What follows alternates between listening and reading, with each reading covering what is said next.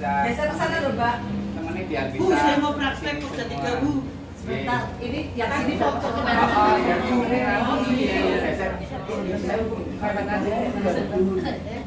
Ya, ya temennya biar bisa lihat.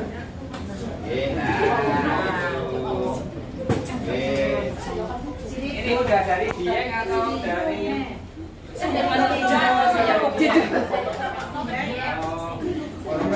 lewatnya Kota Sobat atau Banjarnegara? Ya, selamat siang semuanya. Perkenalkan dulu, nama saya Muhaimin, Ibu. Salah satu tim dari Yuasa Food Berkah Makmur. Jadi kami ini industri pengolahan buah dan sayuran, Ibu. Buah dan sayuran ya, karena kami juga memproduksi seperti kambing gitu, lalu buahnya yang lain ada nanas, ada salak kayak gitu. Nah, produk utama kami itu karika.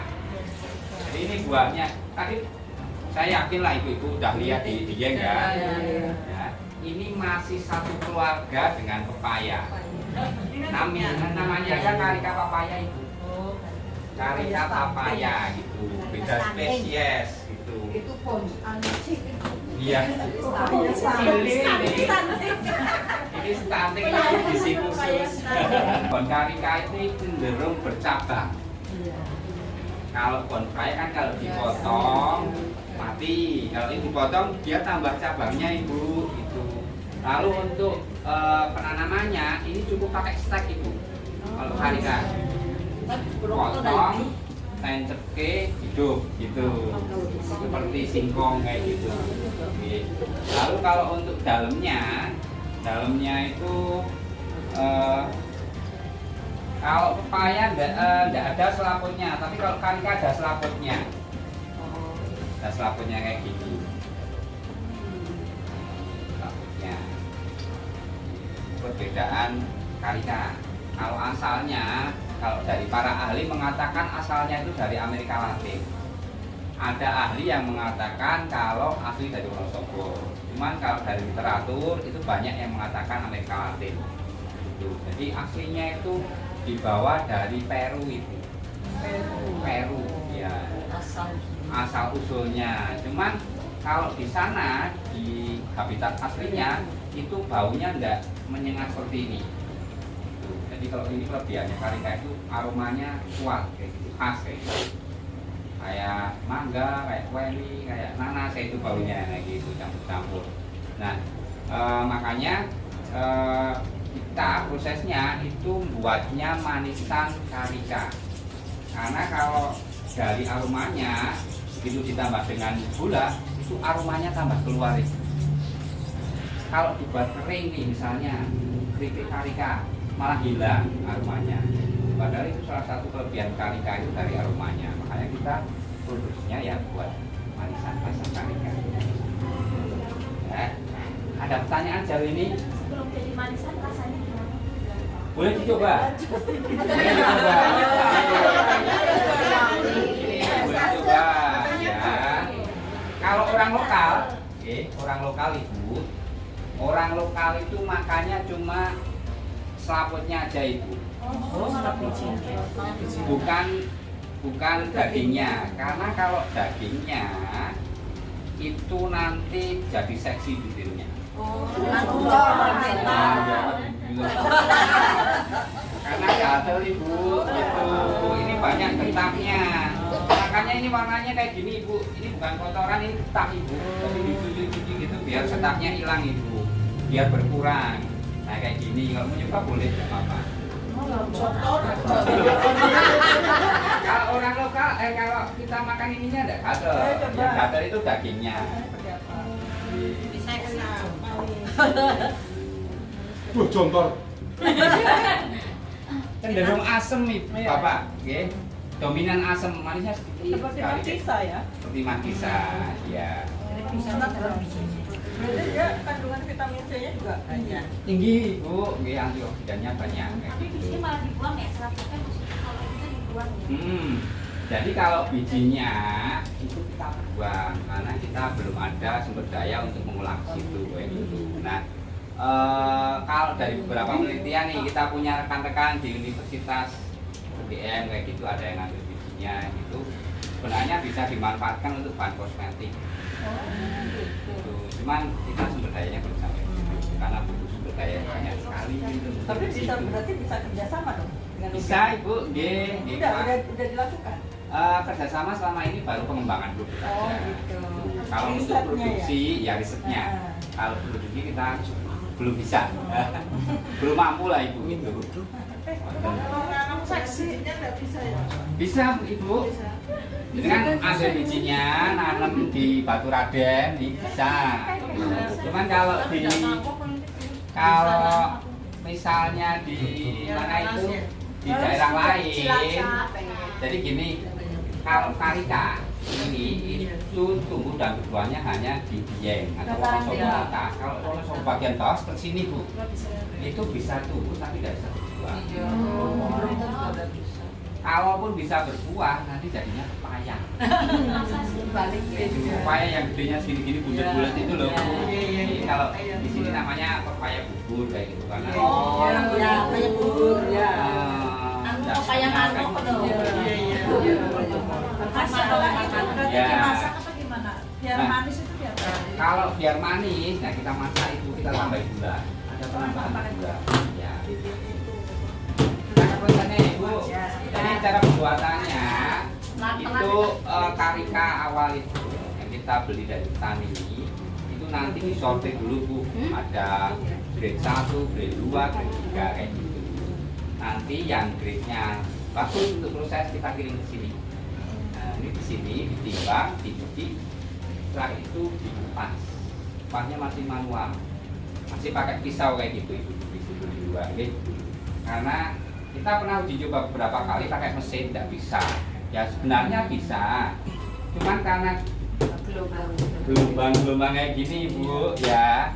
Ini kalau Gelombangnya juga nggak teratur ya? iya nggak teratur. Kalau di sini orang Wonosobo bilang ting peduduk kayak gitu.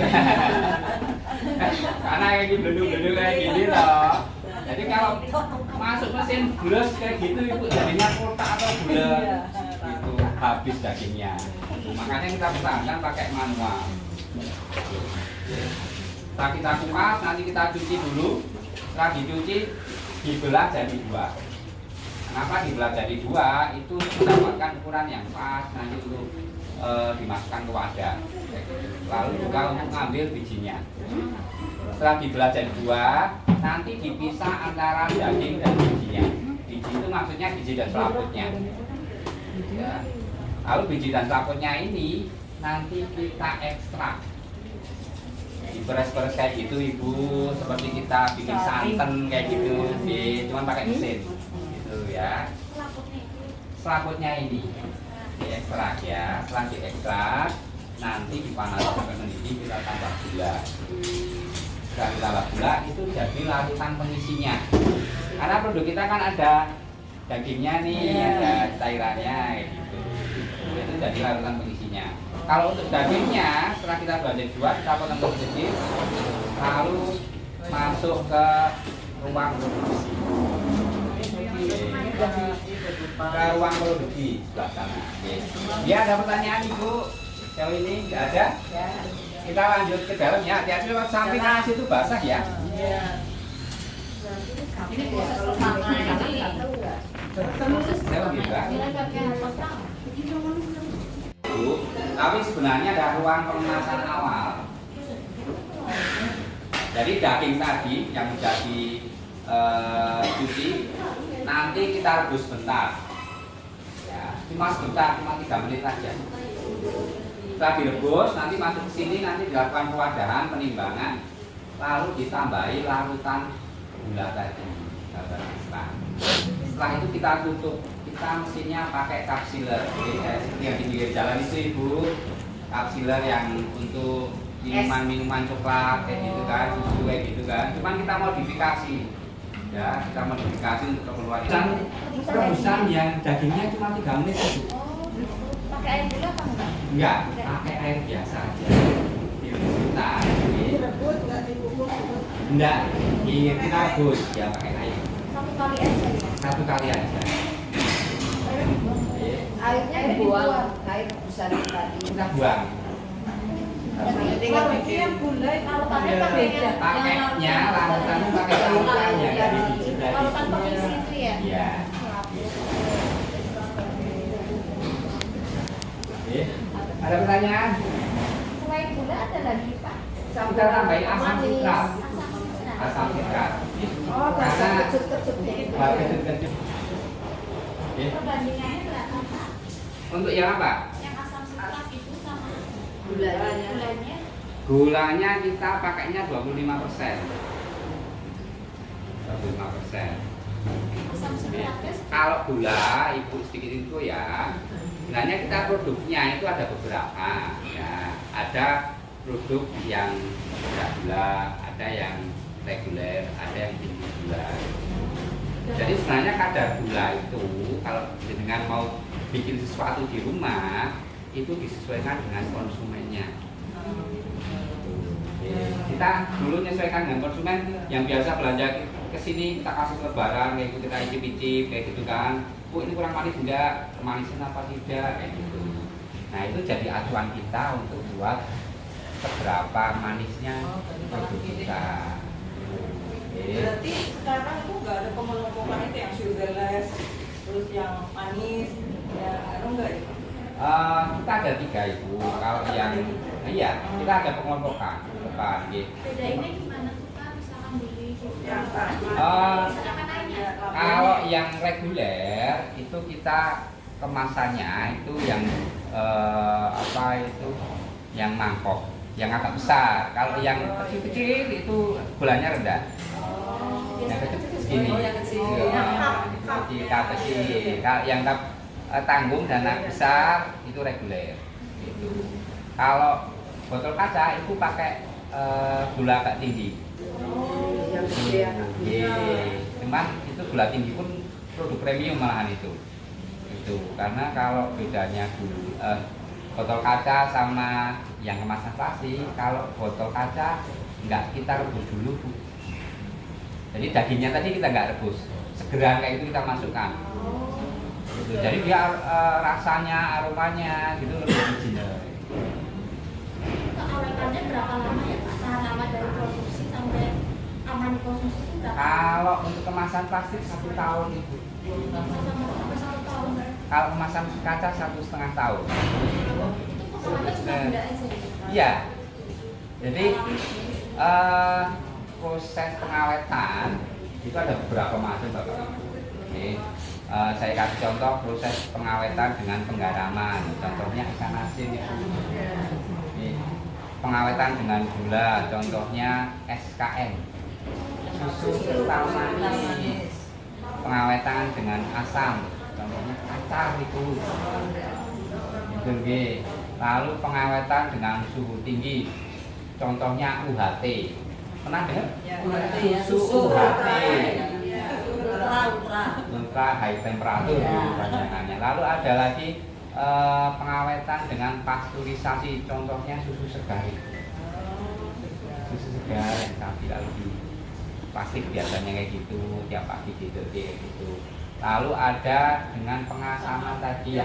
Nah kalau kita itu sistemnya itu kombinasi antara pasteurisasi dan pengasaman.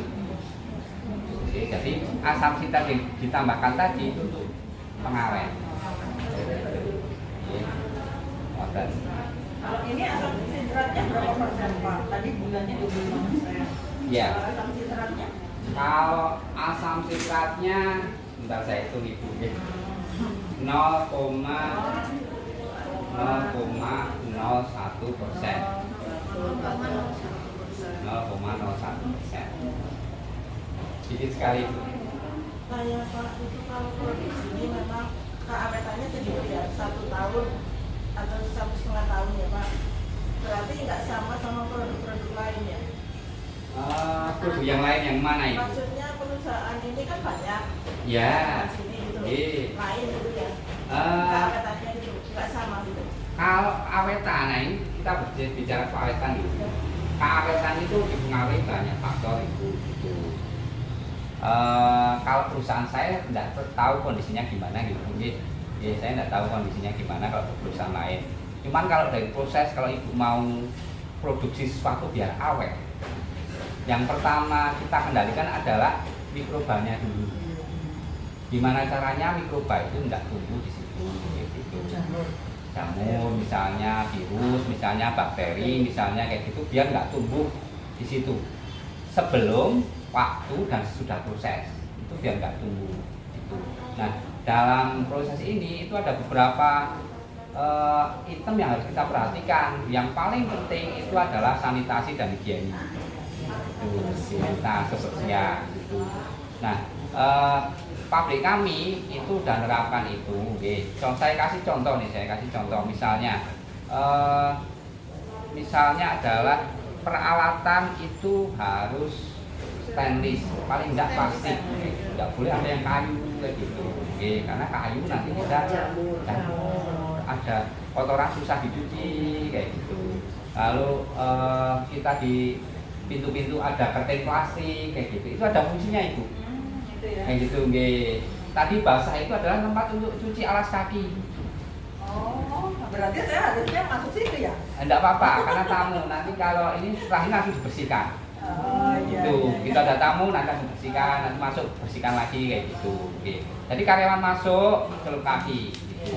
Karena di bawah kita enggak tahu ada mikroba apa yang nempel kayak gitu. Nah, itu menentukan lama atau tidaknya kawetan produk. Di samping itu juga nanti proses yang paling riskan itu proses pasteurisasi. Jadi produk yang sudah dari sini, sudah tertutup, nanti kita rebus. Itu namanya proses pasteurisasi. Nah, dalam perebusan ini itu harus kita kendalikan nih, kita harus awasi benar-benar suhunya naik atau turun kah, kayak gitu. Waktunya cukup atau tidak, kayak gitu. Jadi ada namanya itu kekuatan mikroba. Jadi mikroba itu macam-macam kayak gitu, Ibu. Nah, di proses pasteurisasi ini itu ada aturannya nih. Kalau mikroba A itu kalau dipanasi suhu segini, waktu segini mati kayak gitu. Nah, itu harus kita perhatikan. Ya, makanya kita pakai alat namanya termometer kayak gitu. Termometernya dikalibrasi setiap 1 tahun sekali di lembaga uji kayak gitu. Nah, kalau misalnya poin-poin ini lepas Ibu, poin-poin ini lepas, saya yakin produknya nggak akan tahan lama. Iya, soalnya saya pernah beli dulu, baru nggak ada sebulan, sayur. Iya, karena prosesnya nggak sesuai dengan prosedur. Tapi kalau untuk produk kami jamin 1 tahun masih awet. Bahkan untuk produk-produk sampel, jadi di tempat kami ini ada namanya bagian QC dan R&D, quality control, research dan development kayak gitu. Nah, ini tiap hari ngambil sampel-sampel kayak gitu itu diletakkan di tempat gitu, dikasih tanda, itu bisa tahan sampai 2 tahun, 3 tahun, bahkan yang botol kaca bisa tahan sampai 5 tahun gitu. Kami punya sampelnya yang dari tahun tahun-tahun yang lalu. Ada pertanyaan lagi? Ada? Membedakannya kalau kita orang awam nih, nah beli di luaran gitu tuh, kita nggak tahu nih dia yang proses. Kalau di sini kan udah jelas sanitasinya, kebersihannya gitu. Nah, kalau di luar kan kita nggak tahu. Nah, ini kalau mau beli sesuatu, apapun itu Ibu, pastikan itu sudah dapat izin untuk edar kayak gitu. Kalau beli karika di atas misalnya nih, kita lihat, saya yakin lah di atas ini tidak ada apa-apanya, tulisannya cuma karika. Kita tidak tahu itu produksi siapa, ya, yang buat siapa tidak tahu, ya. Harganya murah sekali saya yakin. Nah, yang bedakan yang membuat aman atau tidak ya lihat dari kemasannya Ibu. Oh, dia paling tidak kalau karika, ya, untuk tahun ini dan selanjutnya itu peraturan baru itu harus MD. MD itu izin yang dikeluarkan oleh BPOM, BPOM. Kalau dulu cukup PIRT yang mengeluarkan Dinkes gitu. Kalau sekarang BPOM. Jadi kalau beli karika ini cuma PIRT ya jangan dibeli, karena aturan baru itu harus BPOM. Kalau BPOM udah masuk, insya Allah ini ya, insya Allah prosesnya benar. Gitu. gitu. Karena pengawasan BPOM itu tidak main-main, biasanya ketat sekali. Prosedurnya juga susah mungkin ya. Prosedurnya bisa, alhamdulillah kita produknya udah BPOM semua. Karena kan ini menyangkut makanan minuman yang berefek ke kesehatan gitu. Iya itu, gitu. Ya, bahkan di atas itu produknya macam-macam sekali lah. Di Wonosobo sendiri itu sekitar ada 300-an UKM yang membuat karika. Iya. Cuman yang BPOM kurang paham saya udah berapa sekarang. Ada semacam kayak apa ya, kayak koordinator atau persatuan yang bisa mengawasi itu nggak Pak? Sejauh ini belum ada itu. Kita ada persatuan namanya MPG. Cuman itu bukan bertugas untuk mengawasi. Penuhnya kami serahkan ke pemerintah pengawasan. Nah ini mungkin jadi PR tersendiri buat pemerintah gitu, karena kadang konsumen itu memvonis sesuatu itu bukan karena siapa yang buat gitu, mereknya apa, tapi produknya. Ini ada konsumen ini beli karika di yang misalnya makan lalu sakit perut, dia langsung jangan makan karika, kalau makan karika sakit perut kayak gitu. Nah itu mungkin jadi pemerintah yang harusnya ngawasi itu gitu. Kenapa toh ini kok bikin sakit perut? Nah itu harus bisa. Ada pertanyaan lagi? Kita lanjutin. Oh ya, boleh. Mau nanya untuk pengemasan sih, pengemasannya itu biasa standar gitu, plastik itu tuh kepada mesin lain gitu. Gimana? Pengemasannya bagaimana? Packaging. Oh, packagingnya, ya packagingnya kalau kita pakai plastik itu, plastik, Manual gitu maksudnya? Manual. itu manual. Ya kita masih manual. Kita sebenarnya punya mesin otomatis. Cuman untuk kita itu ada pemberdayaan masyarakat kita. Nanti kalau pakai mesin orangnya nggak kepake. Ya kayak gitu. Ya, kita karyawannya 95% orang sekitar. Memberdayakan masyarakat. Iya. Tapi kalau waktu packaging itu kondisinya dia ya. Kondisinya panas itu. Oh panas. Panas. Terus kena ke uang-uangnya.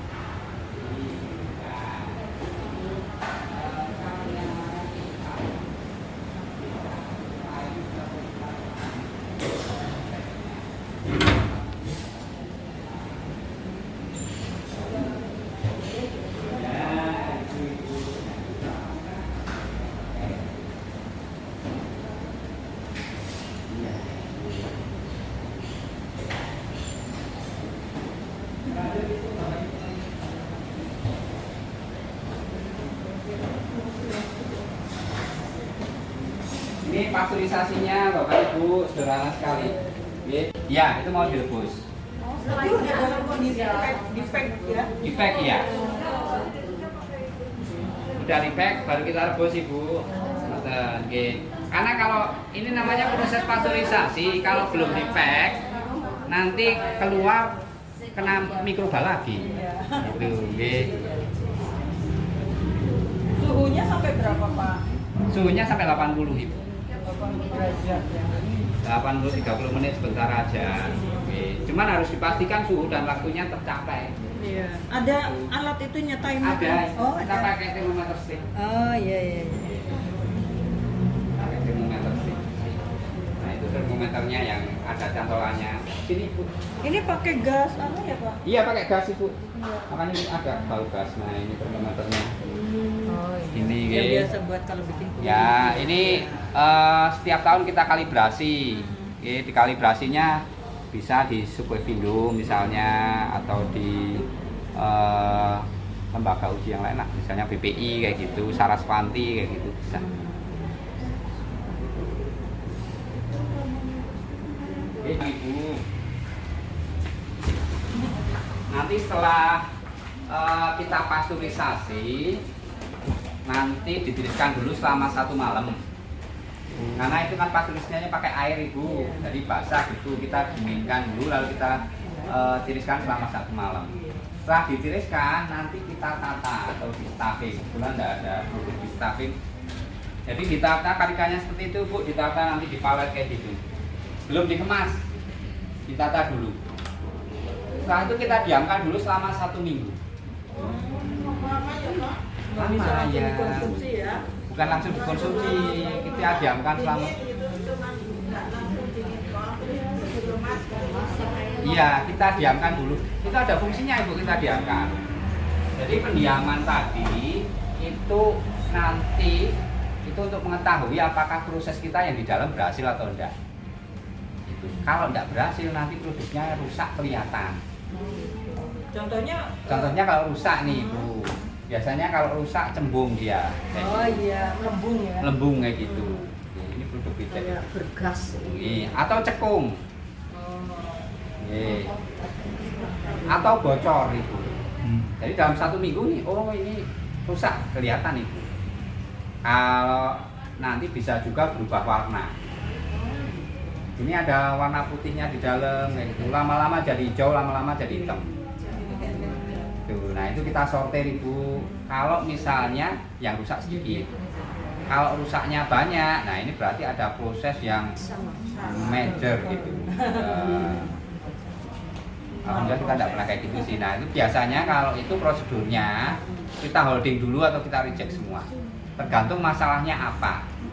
Kalau masalahnya biasanya kalau bocor nih, itu biasanya masalahnya cuma jatuh atau ketekan kayak gitu ya. Lagi ngambil ketekan gitu jadi bocor kayak gitu. Nah itu bisa disortir. Cuman kalau sampai proses pasteurisasi nih gagal misalnya, harusnya 30 menit kok cuma 20 menit kayak gitu. Nah itu rusak semua ibu. Nah, kita reject semua. Ulang. Diulang. Enggak diulang, kita buang ibu, Buang. Bapak. Kita buang. Enggak diulang ibu. Iya. Karena udah rusak, udah tercemar mikroba di dalamnya. Enggak bisa kita proses lagi. Berarti ada maksudnya dari modal gitu bisa. Nah, makanya biar kita enggak ibu, biar enggak sampai kelolosan itu ada pengawasan, ada pencatatan dari ujung awal sana sampai akhir ada pencatatan ibu, ada pengawasan. Jadi ini kita tahu nih, ini karika ini itu diambil dari petani siapa, kayak gitu, pakai mobilnya siapa, di sini yang upah siapa, kayak gitu, pasteurisasinya jam berapa kita tahu gitu. Karena ada pencatatannya semua. Itu ada masalah di konsumen atau misalnya nih kita kirim ke Semarang misalnya, kayak gitu ya. Sekarang di Semarang ada komplain nih Pak, produknya kok banyak yang rusak. Nah itu kita bisa tarik ulang semua produknya. Produksi tanggal itu kita tarik ulang semua kayak gitu. Itu namanya produk recall. Ada nggak Pak? Misalnya dari sini ya udah ini udah bagus, udah memenuhi standar gitu ya. Tapi begitu sampai ke konsumen itu kok ya ini komplain rusak gitu. Nah Ada ibu, ada. Nah, Ya, itu karena gini, jadi potensi kerusakan itu nggak hanya di pabrik. Kadang potensi kerusakan itu ada di proses pengemasan pengiriman atau proses pengirimannya. iya. Ini proses pengiriman lagi naik ke mobil kayak gitu kan, lalu turun tiba-tiba brok, kayak gitu ya. Atau naik mobil jalannya yang bukan sepatu Raden ya, kalau Raden bagus jalannya ya, kedieng lah kayak gitu. Jalannya kayak gini, nah, itu sampai konsumen kita nggak tahu nih, bagus. Ternyata dalamnya ada yang kotor. Nah, Ada garansi. ada garansi, kita ada pelayanan konsumen, boleh kembalikan, nanti kita akan balik. Oke, ada pertanyaan Bapak Ibu? Ini ada nanya Pak, harganya berapa? Nah, harganya saya tidak hafal Ibu. Oh, nggak hafal. Boleh di kasir yang lebih paham. Kita belanjanya ke sana. Iya. Jangan bilang maunya mau ya. Ini pabrik. Ayo kita Ah, aja. Gimana? Ini pasti Iya. karika dia. Karika dia. Masanya macam-macam ya Pak? Masanya macam-macam. Kemasannya macam-macam karena kita sesuaikan dengan permintaan konsumen. Oh ini botol kaca itu yang besar kayak gini tapi isi 6, lalu ada yang isi 12, isi 24. Isi berapa nih Pak? Itu isi 6 yang besar Ibu. Isi 6 yang besarnya segini. Kalau yang itu isi 12 tapi yang besarnya segini. Lalu ada yang kecil lagi. Ada yang kecil lagi baby. Ada testernya nggak Pak? Kita akan tahu manisnya itu berapa itu. Coba nanti. Oke, Bapak Ibu boleh dilanjutkan ke ruangan kalau mau ngobrol sama Pak Udin. Ini keluar lalu ke kanan aja. Ini packagingnya kerjasama sama mana? Atau bikin packagingnya? Ibu mau investasi Bisa mungkin. aja Pak. Desain aja Pak. Kayak belok kanan belok kanan itu. Mangga dia kanan belok kanan. Di sini kok gede-gede. Di sini enggak ngomong. Di sini masih. Tunggu sini aja. Nah, kalau tadi kan juga masak yang lain. Terus apa Bu? Assalamualaikum warahmatullahi wabarakatuh. Yang terhormat pemilik produk USA Food yang kami hormati kepala desa beserta rekan perangkat dan yang kami hormati pendamping desa Purwosari dan PKK, pengurus PKK, ketua tim penggerak PKK desa beserta pengurus dan Bapak Ibu yang hadir di pertemuan ini. Puji syukur pada senantiasa kita panjatkan kehadirat Allah Subhanahu wa Ta'ala yang telah melimpahkan rahmat, hidayah serta inayahnya kepada kita semua hingga di hari ini kita dapat berkumpul bersama, bisa berkunjung bersama dalam acara peningkatan kapasitas pengolahan pangan produk Karika yang dilaksanakan pada hari ini, pada hari Sabtu tanggal 15 Juli 2023. Sebelum acara dimulai, marilah acara ini kita buka bersama dengan bacaan basmalah. Bismillahirrahmanirrahim. Untuk selanjutnya sambutan dari Bapak Kepala Desa, monggo kepada Bapak Haji Nazun, disilakan.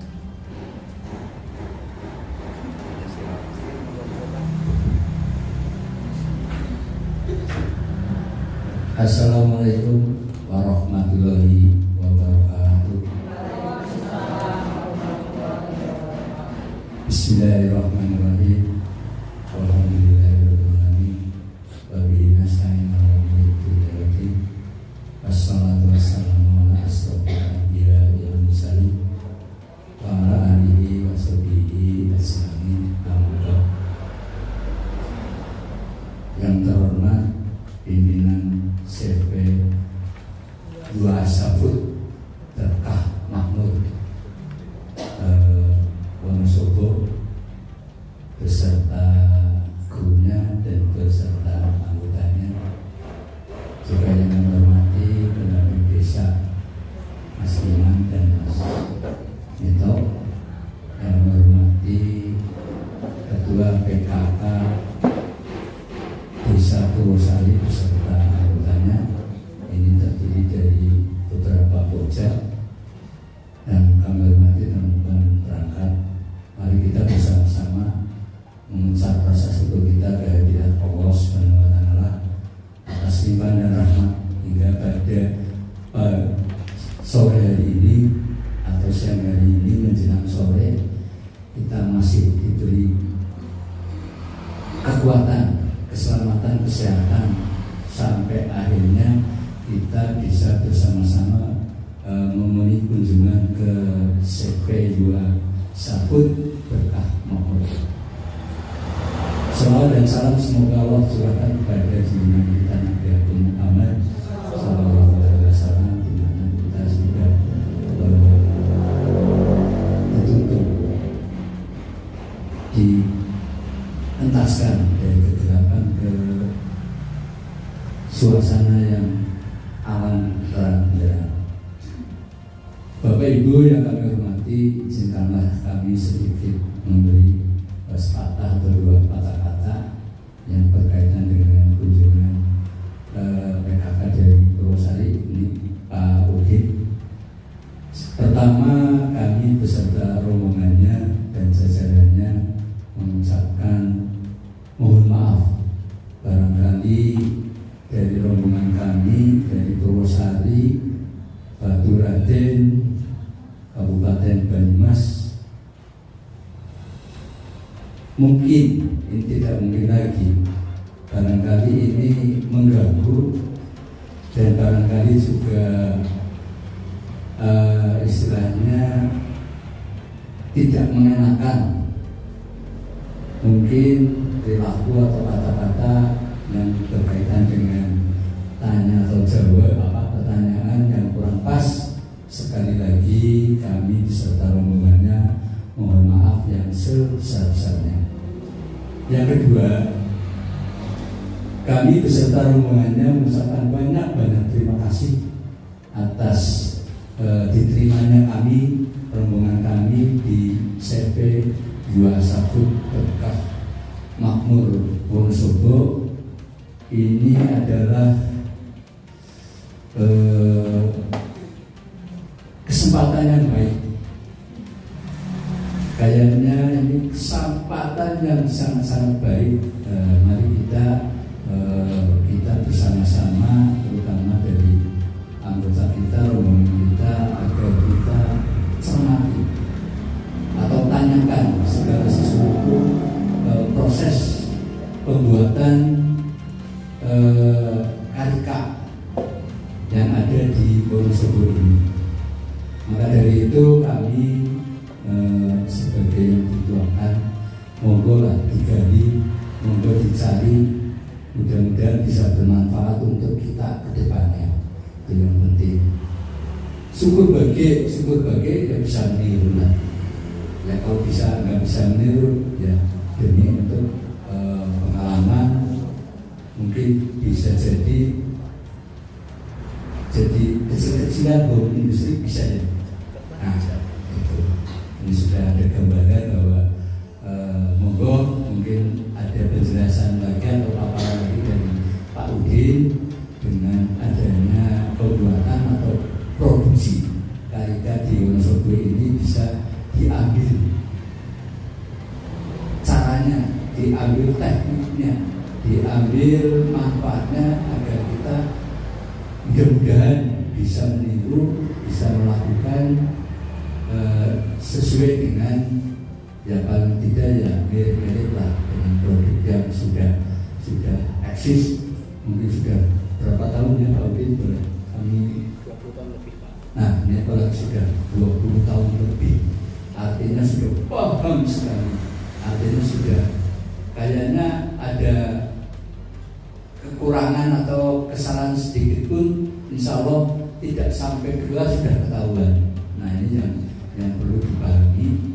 Mudah-mudahan sekali lagi kami dari rombongan mohon dengan hormat, mohon kebijaksanaannya agar Pak Udin monggo rombongan kami bisa diberi pengalaman, diberi teknik atau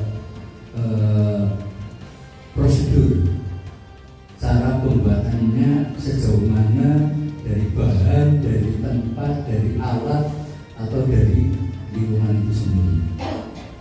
Lingkungan yang termasuk adalah suhu.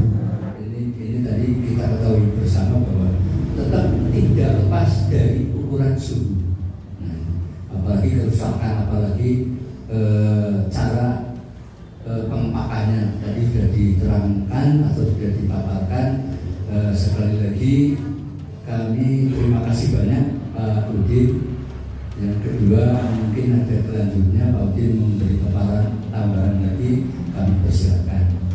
Saya kira itu sambutan dari kami. Sekali lagi kami dari rombongan mohon maaf dan sekaligus terima kasih banyak atas waktunya untuk bisa memberi pemahaman ke anggota kita. Saya kira itu, kurang lebihnya kami mohon maaf. Akhirul kalam, wassalamualaikum warahmatullahi wabarakatuh. Assalamualaikum warahmatullahi wabarakatuh. Alhamdulillahirrahmanirrahim. Yang terhormat Bapak Kepala Desa Purwosari, Bapak Haji Harisen, salam kenal Pak, beserta perangkatnya yang rawuh yang hadir di tempat ini, yang kami hormati para pendamping desa, ketua PKK beserta anggota. Pada siang hari ini alhamdulillah kita diberikan dalam keadaan sehat walafiat, tidak ada halangan suatu apapun. Mudah-mudahan Saroni ini akan membawa manfaat untuk kita semuanya. Bapak Ibu yang saya hormati, sebelumnya mungkin saya memperkenalkan diri. Nama saya Miftahudin. Miftahudin, dipanggilnya Gimbo. Juga ditambah Gus. Kalau sebab begini, saya asli dari Wonosobo. Sekali lagi saya ucapkan selamat datang di IO1 Kota Makmur, di tempat yang sangat sederhana ini. Maaf pada siang hari ini beliau Bapak pimpinan sekaligus yang pemilik usaha ini tidak bisa hadir menemui Bapak Ibu sekalian karena ada kegiatan di Banjarnegara. Karena beliau juga mengelola usaha di Banjarnegara juga, ya bergerak di bidang makanan juga, karena beliau memang basicnya itu di makanan. Nanti kalau di sini lebih banyak olahan buah, kalau di sana lebih luas lagi. Jadi ada olahan buah, kemudian ada olahan daging, ikan, ada nasi lauk juga di sana di Banjarnegara. Tempatnya di Desa Pagila, Kecamatan Madugara. Ya, beliau yang kadang di Wonosobo, kadang di Banjarnegara. Makanya hari ini tadi beliau memberi amanah ke saya untuk bisa mendampingi Bapak Ibu sekalian. Terima kasih atas alamannya Bapak Ibu. Mudah-mudahan tidak kapok kalau ke sini. Capek ya Bu, karena tidaknya kan gasik. Jam berapa Pak? Jam 2 dini hari harus sudah tidak dari Purwokerto langsung menuju ke sini. Biasanya kalau jam-jam sekian itu jam-jam rawan. Habis makan siang, kita habis makan siang, habis ada kegiatan, apalagi ini habis jalan-jalan, kan capek. Biasanya nggak apa-apa. Nanti ngantuknya dilanjut di bis juga. Bapak Ibu sekalian, mungkin tadi sudah disampaikan secara jelas oleh Mas Muhaimin di lapangan.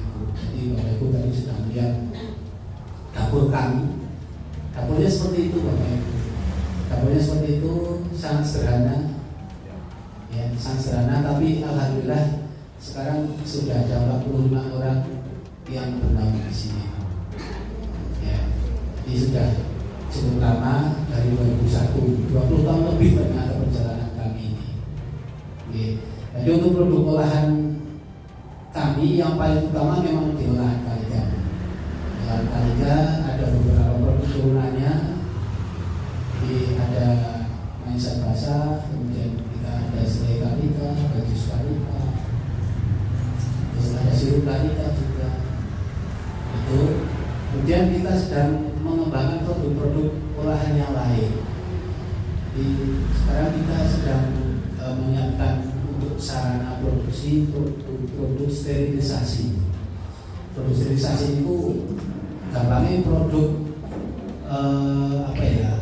produk yang mempunyai risiko tinggi. Makanya ini harus ada cara pengolahannya juga lebih spesifik lagi, harus lebih teliti lagi. Peralatannya juga lebih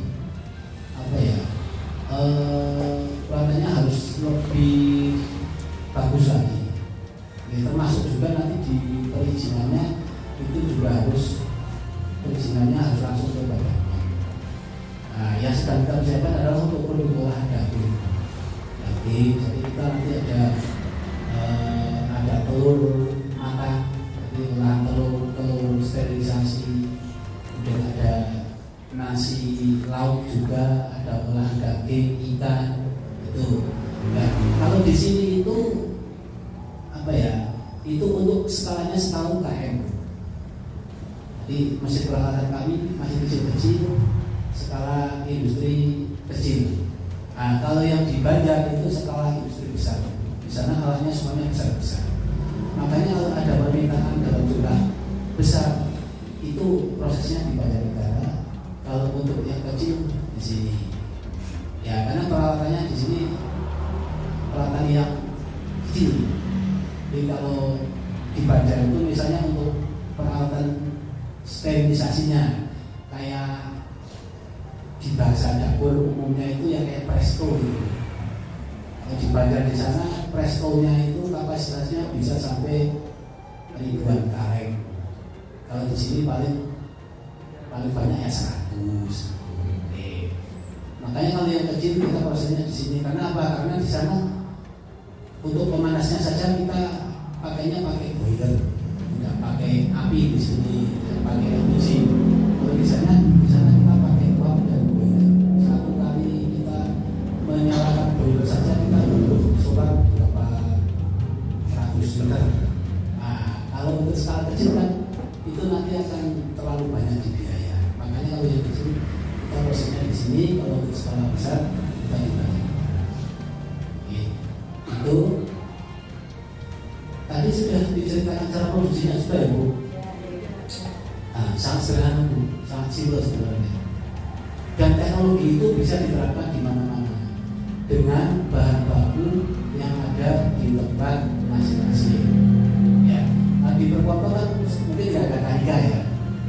Tapi secara teknologinya itu bisa diadopsi di sana, bisa dipakai di sana. Misalnya di sana di tempat Bapak Ibu ada buah apa ya banyak di sana. Paya atau sama itu bisa diaplikasikan untuk buah-buah tersebut. Gitu.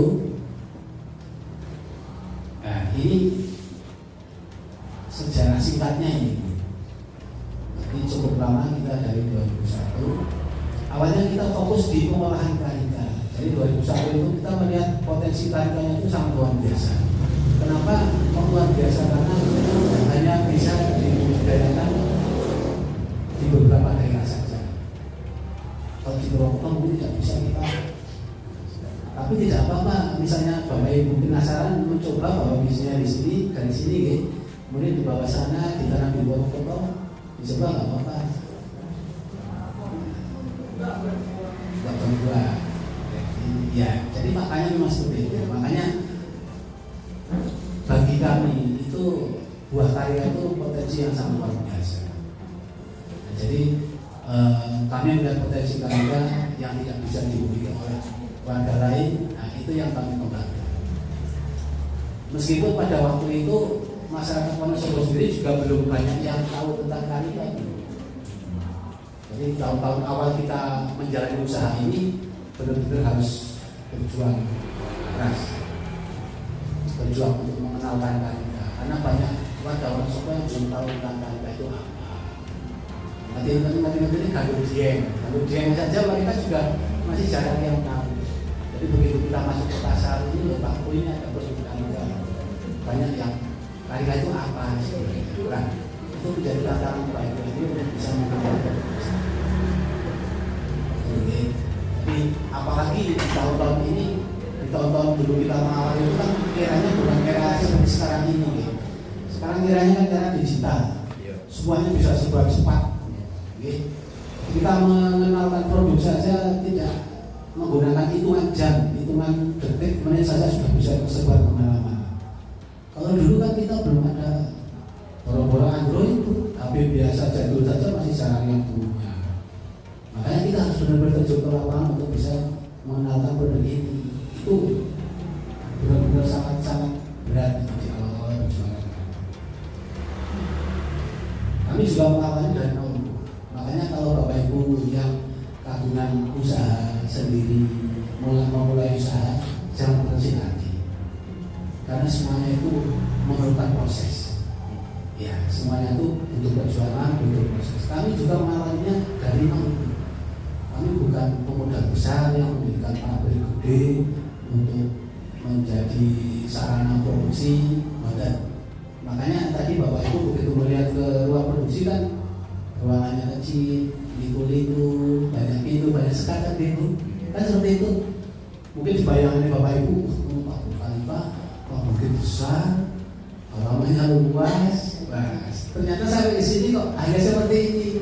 Tapi tunggu. Tapi ini menjadi apa ya, bukti perjuangan kami selama ini. Makanya banyak ruangan kecil-kecil, banyak pintu. Karena apa? Karena perjalanan kami itu, kami berjalan sampai 2 tahun, ada rezeki untuk melihat sepeda. dibuat ruang produksi, ruang gudang produksi dan sebagainya. Nanti berjalan lagi berapa tahun lagi ada di sini dibuat ruangan lagi. Jadi seperti itu. Makanya di sini jadinya ruang istri, kecil-kecil banyak pintu.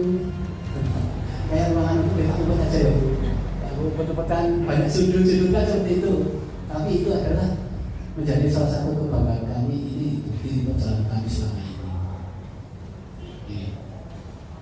Iya, ruangan-ruangan kami itu kecil-kecil semuanya.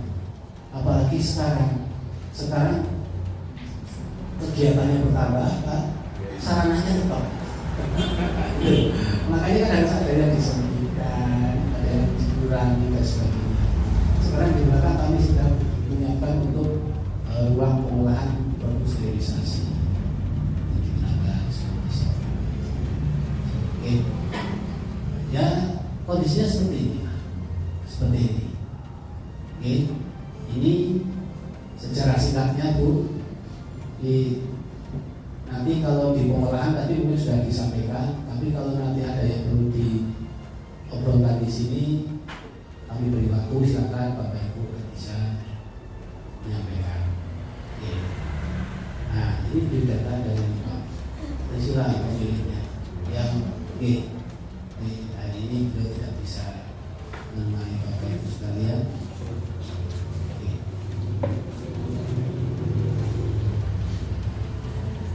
Ini tim manajemen.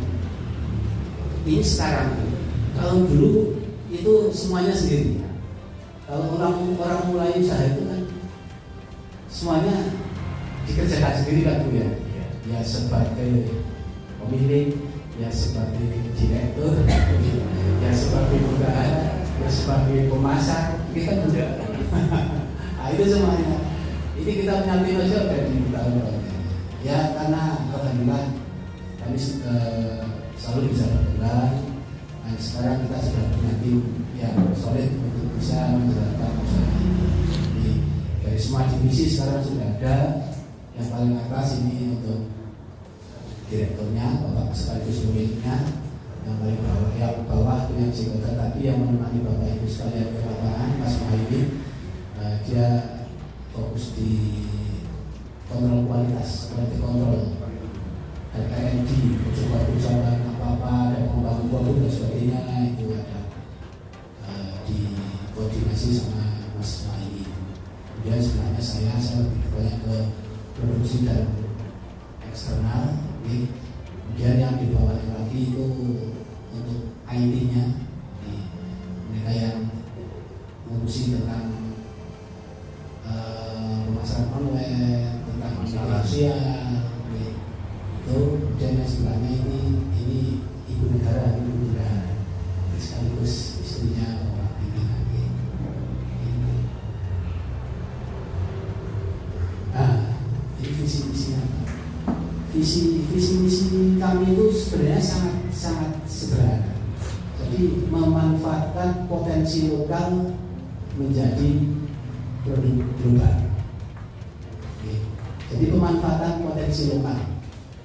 Nah, potensi lokal yang ada di sini yang paling potensinya paling tinggi ya Karika itu. Makanya kami memanfaatkan Karika di sini. Boleh saja nanti Bapak Ibu ada potensi lokal yang bagus di sana bisa dimanfaatkan, bisa dikembangkan. Ya. Jadi intinya itu, inti dari visi usaha. Nah, ini untuk pemanfaatannya. Jadi ternyata karya itu semuanya bisa dimanfaatkan. Ya, semuanya bisa dimanfaatkan. Dari buahnya, dari bijinya, dari kulitnya, bahkan sampai ke getahnya pun itu bisa dimanfaatkan. Cuma itu belum semuanya kami manfaatkan di sini. Tapi teman-teman di luar sudah memanfaatkan ini. Ada yang mereka mengumpulkan bijinya.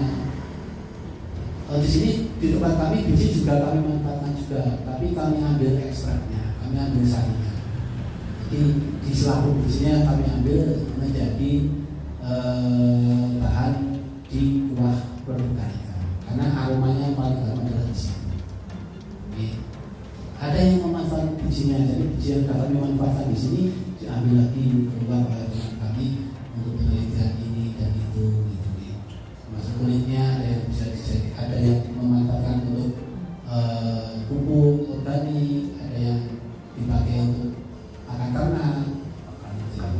Oke, Pak Kapita juga ini.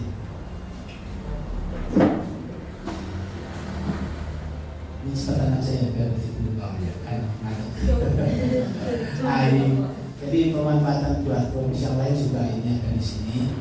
Kami ada olahan dari nana, dari salak, dari pepaya. Nah untuk yang skala besar skala industri itu ada di Banjar.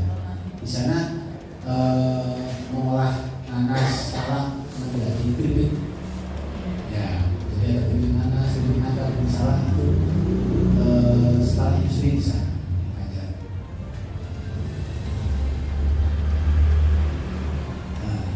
Produk-produknya, jadi nanti tadi sudah disampaikan. Itu produk-produk yang dalam hal ini adalah termasuk dalam produk-produk yang pengembangan yang baru-baru. Kalau yang produk-produk yang lama itu kemasannya kaca, gelas kaca, kemudian bak plastik, yang kaleng itu produk-produk pengembangan terutama ini kita coba.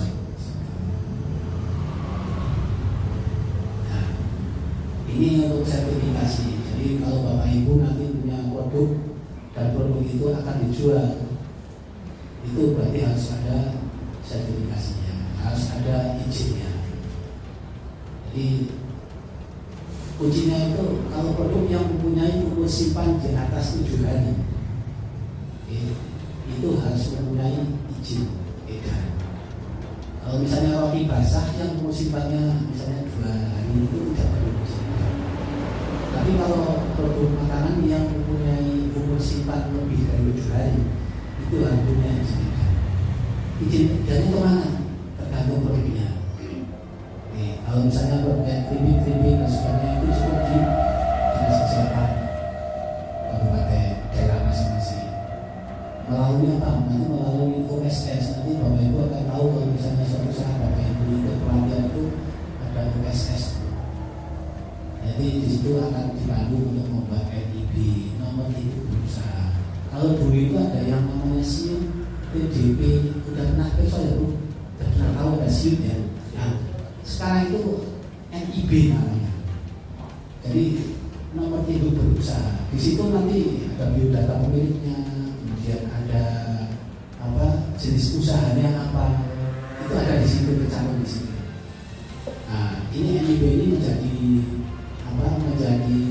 surat penting dalam nanti Bapak Ibu mengurus perizinan yang lain. Makanya nanti sebelum punya izin yang lain harus punya NIB. Kalau misalnya kayak produk Bapak Ibu keripik misalnya, nanti cukup izinnya dengan PIRT. Bapak Ibu kalau misalnya melihat produk-produk yang ada di toko kan ada yang misalnya PIRT nomor sekian, ada yang BPOM, MD nomor sekian. Nah itu. Ya. Kalau yang PIRT itu biasanya yang produk yang ringan-ringan kayak keripik, jadi yang risiko rendah. Terus apalagi ya banyak Bu, tapi biasanya produk-produk yang ringan-ringan. Untuk yang produk yang risikonya tinggi, yang misalnya olahan daging, ikan, susu, minuman dalam kemasan, kados aqua, itu harus izinnya dari Badan POM. Dari Badan POM. Itu termasuk dalam produk yang berisiko menengah tinggi. Itu dari Badan POM. Sarannya ada. Makanya yang terpenting kalau misalnya Bapak Ibu punya produk dan itu akan dijual dan itu mempunyai umur simpan lebih dari 7 hari, itu harus ada izin edar. Izin edar ini menjadi semacam SIM-nya produk. Jadi kalau Bapak Ibu punya kendaraan, kalau belum punya SIM itu sebenarnya belum boleh mengendarai. Karena belum ada izin mengendarai, izin mengemudi. Makanya kalau ada operasi yang bisa hilang. Karena begitu. Begitu juga makanan kalau yang tidak ada izinnya, artinya dia sudah bisa beredar. Itu. Nah, satu lagi sekarang yang sedang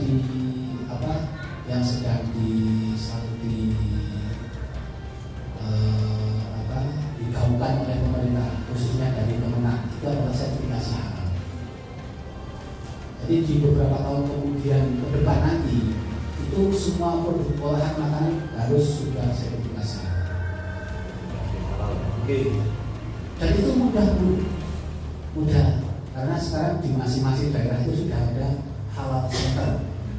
Jadi kalau Bapak Ibu misalnya mau mendaftarkan halal di situ, punya produk mau mendaftar di situ, nanti tinggal melaporkan saja ke beliau.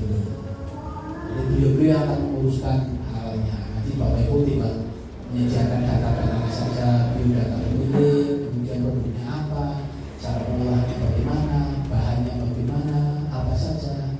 Nanti mereka yang mengelola. Jadi Bapak Ibu tinggal tunggu saja, nanti sertifikatnya lalu dihubungi. Bapak Ibu ini sertifikat halalnya belajar apa sekarang? Rupiah gratis, termasuk juga perizinan untuk izin edar PIRT itu juga tanpa biaya dan sangat mudah, dan itu juga bisa Bapak Ibu daftarkan sendiri. Bapak Ibu yang biasa online itu bisa, nanti ada akunnya sendiri. Nah, kalau misalnya Bapak Ibu yang non-sewu ini sudah sepuh, tidak biasa hal-hal seperti ini ya, kalau bisa. Sekarang masih sudah coba pintar-pintar. Di perizinan izin edar, izin halal itu nanti bisa diurus sendiri. Kalau misalnya mau ke halal center itu juga bisa, nanti akan didampingi Bapak Ibu, maka nanti akan dibuatkan sekalian sampai jadi. Akan dibimbing, didampingi seperti itu untuk produk makanan.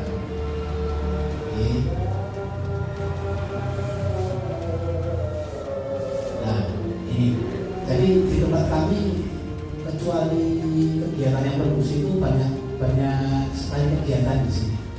Seperti contohnya adalah seperti ini, bahwa Bapak Ibu rawat sini ini termasuk dalam konsep kegiatan kami di sini. Kunjungan ya sifatnya kunjungan hanya untuk melihat ke pengolahan saja sambil berbelanja, atau bahkan studi banding juga ada. Kemudian kami juga bermitra dengan dunia pendidikan, ada beberapa kegiatan yang kami lakukan, termasuk juga melalui mahasiswa, bahkan mahasiswa untuk melakukan magang PKL di sini. Termasuk juga kami ada kegiatan upskilling, jadi peningkatan skill dari guru-guru produktif, guru-guru SMK. Kami bermitra, kami bekerjasama dengan Balai Vokasi di Cianjur, itu kegiatan upskilling guru-guru SMK di sini. Itu setiap tahun kami ada kegiatan di sini. Dan pesertanya seluruh Indonesia. Yang kemarin ada, yang kemarin ini yang selesai beberapa hari yang lalu itu ada yang dari Aceh, ada yang dari Maluku. Oke. Jadi kami kegiatannya cukup banyak di sini.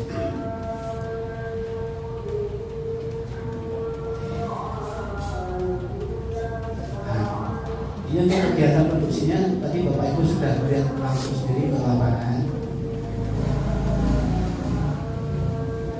Nah, ini yang kegiatan dengan Bapak Ibu guru SMK. Banyak kegiatan ya, dengan dunia pendidikan.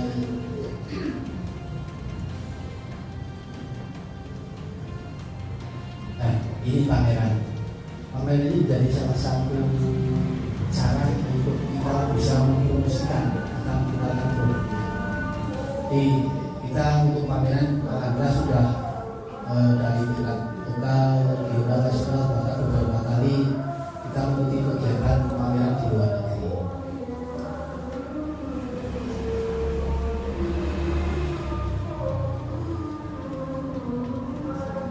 Kunjungan dari pejabat juga sering ke sini. Nah, saya kira demikian Bapak Ibu, secara singkat profil kami. Monggo barangkali Bapak Ibu ada yang ingin disampaikan, dipersilakan sambil istirahat mungkin sebelum nanti Bapak Ibu meneruskan perjalanan ke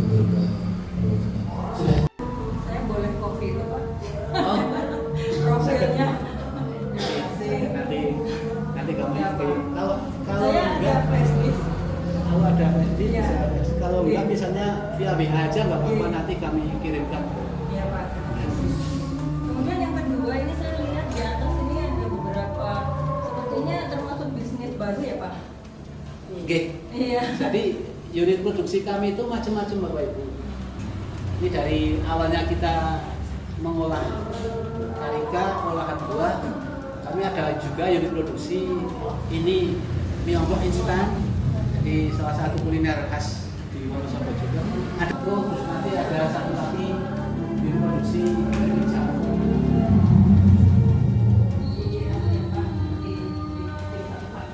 Oke. Ini juga ya Pak, manisan cabai. Nah, ini ada produk rame-rame. Kami memanfaatkan cabai dieng, cabai yang besar. Ada juga tadi di dieng ya Bu. Ada tamu-tamu kunjungan ke sini karena itu dirasa sangat unik. Dirasanya yang manis pedas Bu. Manis pedas. Ada apa di sini? Ada Bu. Ada Bu.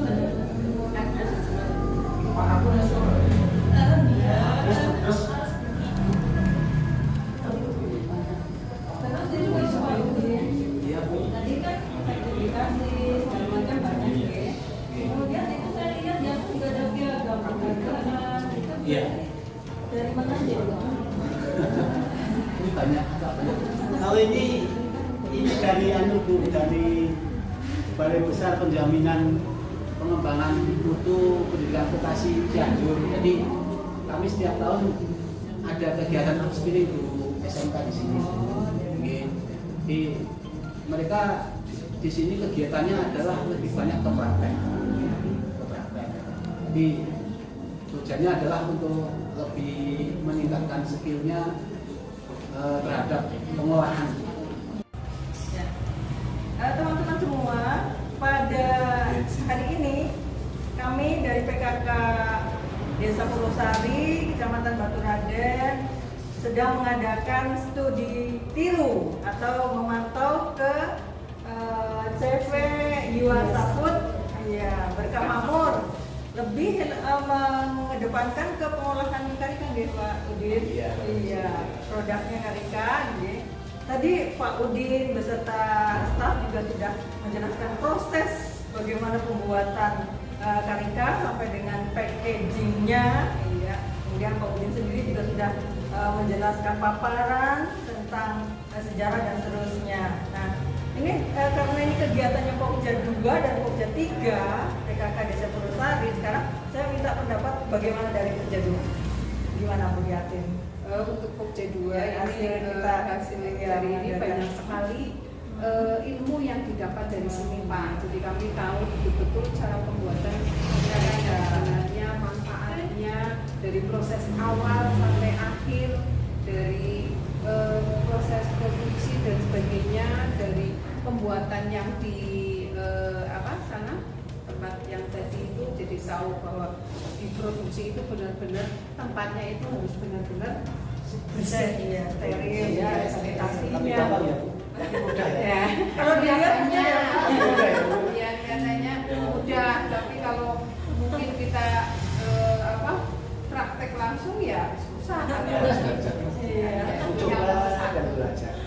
Dan yang menjadi nilai plusnya kan karena di sini masih memanfaatkan dengan peralatan yang sederhana ya Pak. Iya, tapi menghasilkan yang maksimal. Nah itu.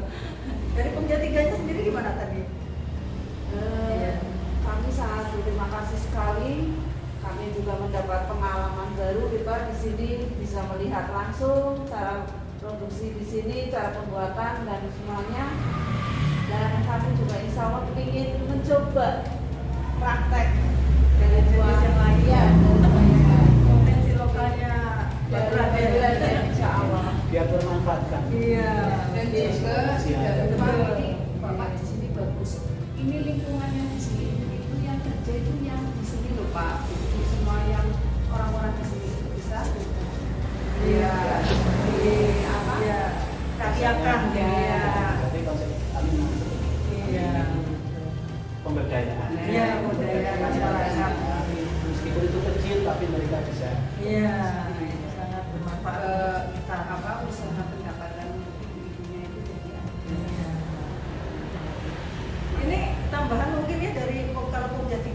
dari Pokja 2 kan lebih ke bagaimana pelatihannya, proses pembuatannya. Kita jadi punya ilmu. Kalau dari Pokja 3 kan berarti lebih bagaimana memanfaatkan buah karika itu dari zero ke waste ya. Zero waste maksudnya. Jadi tanpa ada limbah lagi yang tersisa gitu, oke Pak Udin. Iya, itu yang kita harapkan supaya semuanya itu bisa jadi bermanfaat. Iya. Gitu. Jadi sekali lagi terima kasih Pak Udin. Beserta Pak Direktur juga nanti sampaikan terima kasih, salam dari kami. Ya. Mudah-mudahan CP Yuasa Food ini tetap berjalan lancar dan semakin makmur ya Pak. Iya. Ternyata TV Desa Banyumas itu pancen apa? Pancen top, pancen oke. Dan tim penggerak PKK Desa Purwosari Kecamatan Batu Raden mengucapkan banyak-banyak terima kasih Pak atas ilmunya yang sangat-sangat bermanfaat untuk kita semua. Mudah-mudahan CV Yuasa Food Berkah Makmur akan semakin maju, semakin baik dan semakin sukses. Amin. Ibu-ibu yang kami hormati, marilah acara ini kita tutup bersama